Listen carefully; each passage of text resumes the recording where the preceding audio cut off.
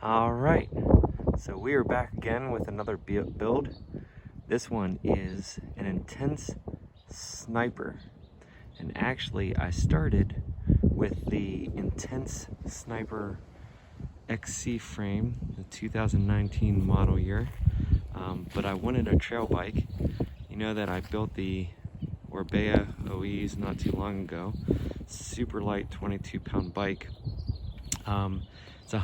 It's a true XC bike with 100 in the rear and 100 up front on the fork. So I wanted more of a trail bike. I had the Orbea Occam, but it was just a little too heavy for my taste, and I wanted to go from aluminum to carbon and try out the carbon thing. So found this frame online. It's used, but incredible condition. And I switched out the rear Fox fork, or the rear Fox shock rather. It came with 100 because this is the XC model. I switched it out for a 120 and then put on my 120 mil fork up front.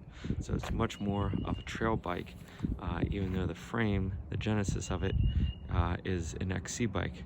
So I just weighed it up and it is 22.8 pounds. So it's just about the same as my super light XC bike, but it has more suspension for bigger hits and bigger things. So this is actually kind of the perfect thing to take up to my one of my local trails here, Gambrel, where it's a little bit rougher, but there's a lot of climbing and you need a super light bike to get up to climb the hills, but you need a little suspension to get down the hills. So as always, put a couple nice things on this bike to keep it light and to keep it pretty pimp. So as I reviewed in my last video, again, this is my Amazon special carbon saddle. It is pure carbon, no padding, but somehow, some way, it is comfortable when it's only 100 grams. So I throw that on all my bikes. It's about 25 bucks. If I break it, I just replace it, no big deal. I've only broken one so far, and just this little tab in the back on it. So they last. This bike, when I bought it, actually came with the KS Lev dropper post, the carbon version, the CI version.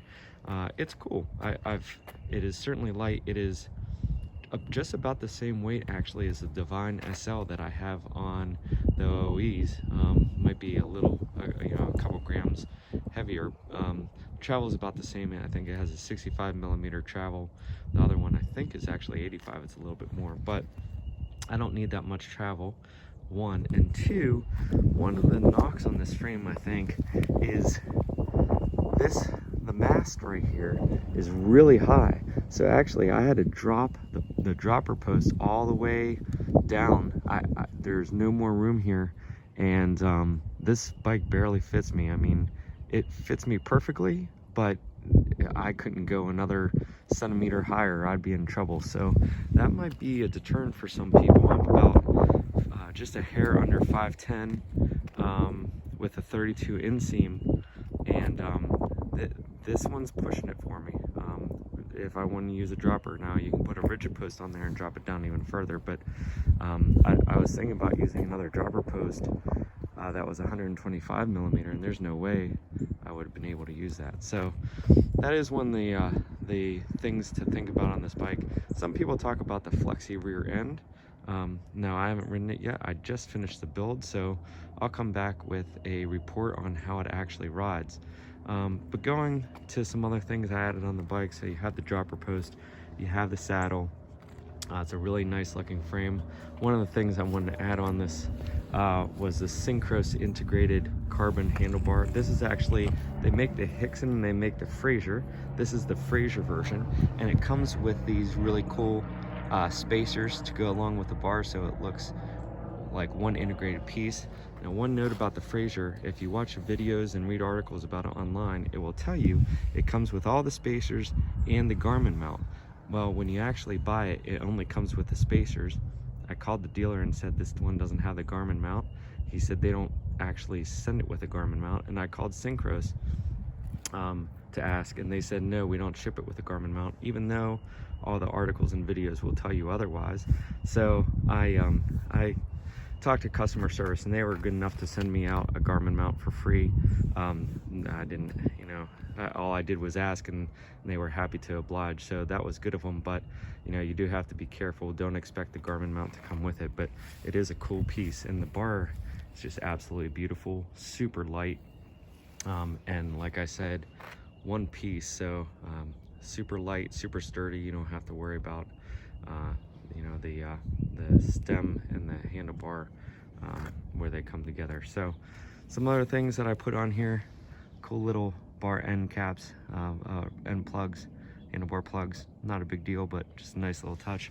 I put these Richies Super Logic foam grips on. They seem nice. They're super light. They're about 12 grams for the pair. They go with the bike well, and we're gonna try those out. I upgraded here. I usually use XT brakes, but I want to give XTR a try this time. So these are actually XTR 9001 levers, and I have the 9000 calipers. Just the way it worked out, and didn't want to pay all the money for a full or 9100 set. Let's see here. We have, this is the Fox Factory 34 step cast 120 mil fork. This I actually had on the Occam. Changed out the decals, so the decals had the custom decals made and now match the bike perfectly. They were all black, which was fine. They were glossy black, but switched them out.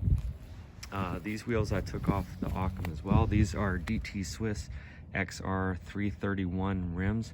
Super light wheel set. It's about I think it's sub 1500 grams for the wheel set.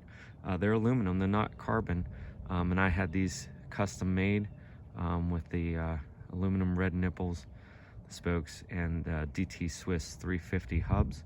Really like them. I put the Vittorio Barzo tires. Really like the gum wall, and the tires are a really nice fit up front. This is a 2.25 up front, and then I'm running the Mezcal in the back, which has a little less grip, but runs faster in the rear. And this is a 2.1.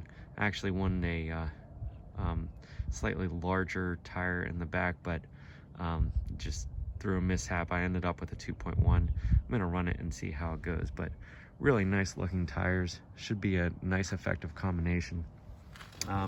I went with the XX1 crank, the Eagle crank on here, and found a great deal actually on the Eagle Axis. I'm ashamed to admit how what a great deal I got on it, but I got the Axis rear derailleur and the front derailleur. Seems super cool, and didn't have to worry about the cabling.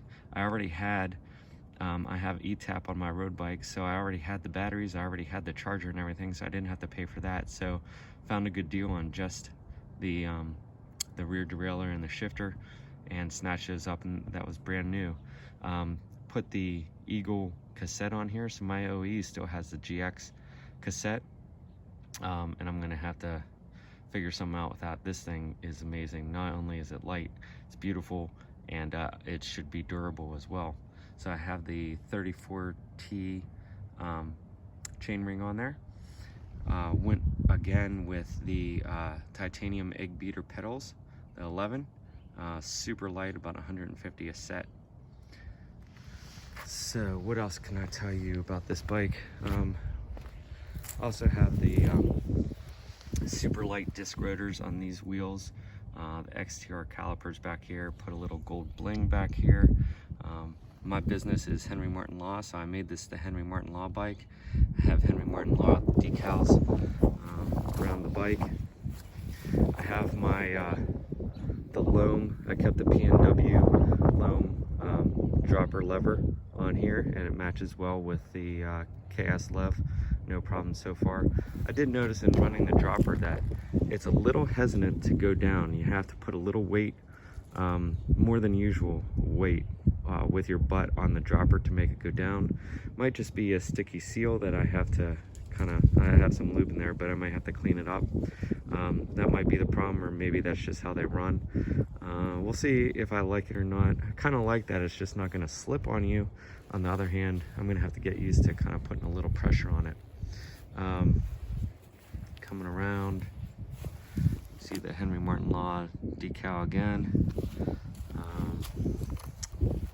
Custom decals on the fork again.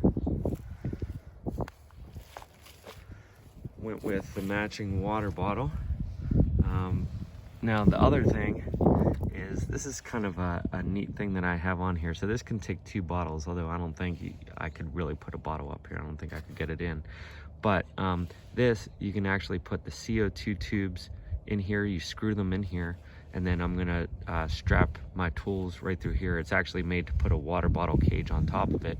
I'm not gonna do that, but I am gonna be able to put 2 CO2 tubes, and then I got the new Stan's plug tool, the dart, and carry that with a multi-tool. I'm not gonna carry a tube because I don't need it with the dart now. I just have a couple tools, wrap them around here, and have everything I need ready to go.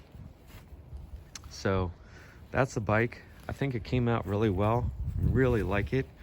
Again, super lightweight, and if it's you know, if it performs well at that light weight and it can function as a really nice trail bike, I mean, this thing could give me the best of both worlds. The weight of the Orbea OEs and the trail capability of 120 mil trail bike. So, and it's a beautiful bike to boot. So this is the Intense Sniper, again, the XC frame, but I switched out the rear shock and put in with a 120 and put on the 120 fork, and now it's a trail bike. That's the bike. Please let me know if you have any questions about anything. Happy to answer for you. I'm hoping to ride this up on the trails tomorrow.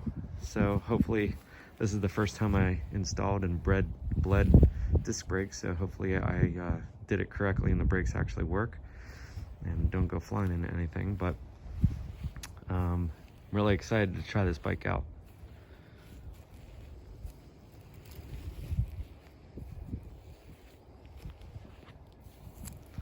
The other thing I'll mention is with the SRAM AXS, it's kind of goofy. This is the SRAM AXS shifter. And it's kind of goofy because it comes installed so that there's an up and a down here. And it comes installed so that the up actually goes down to the smaller cog and back, and the down goes up to the larger cog and back. But you can hook it up, it comes with an app. And so with the app, it allows you to change this configuration, and it also allows you to monitor your shifting and all kinds of stuff. It syncs with Garmin, and if you know, you can sync with your dropper post and your power meter and stuff, which I don't have. But in any event, the app allows you to change this configuration. So I changed it so that the up goes up the cog and the down goes down the cog, which I think is much more intuitive. But I'm not sure why they do that, but they do. Another thing, cool thing to note on the 9100 levers, the XTR 9100, the new advantage about them is they come with this like little brace right here that actually pressures against the handlebar. I don't know if you can see that well, so that when you squeeze, it's actually forcing against the handlebar to give you a little bit more leverage, which is why I went with the 9100 levers, and to save money I stayed with the 9000 calipers. But I really wanted that little bit of feature for, you know, not much more money. You get this cool little feature where it gives you more leverage hanging against the handlebar, pushing against the handlebar. And then, you know, the calipers, I think for the most part are the same. There's a tiny weight difference, I think, maybe, but performance-wise, it really shouldn't be any different. So there you go. That is the Intense Sniper XC Trail version with SRAM Eagle AXS and the KS Lev CI dropper. Hope you enjoyed this video. Please leave your comments below if you did. Any questions, happy to answer them. And feel free to check out my other video about the Orbea OEs. Have a great day.